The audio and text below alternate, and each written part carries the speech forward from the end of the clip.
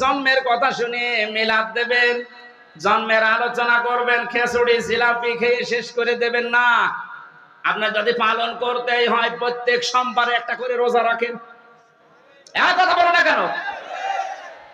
আর যদি সর্বোচ্চটা মানতে চান হযরত হামজার মতো, হযরত আব্বাসের মতো তার আদর্শ মেনে নেন। আল্লাহ আমাদেরকে মেনে নেওয়ার তৌফিক দিন, বলেন আমিন।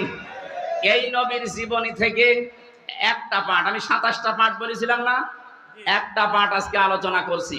আচরণ, নবীজির আচরণ ব্যবহারটা কেমন ছিল আর আমাদেরটা কেমন, এটা আমি বাস্তবের সাথে আজ মিলাবো। সূরা আলে ইমরান 159 নম্বর আয়াত, একটা মাত্র আয়াত পড়েছি। এই আয়াতের ভেতরে যা আছে তাফসীর আকারে বলার চেষ্টা চালাচ্ছি, নাকি শেষ করে দেব? বলেন।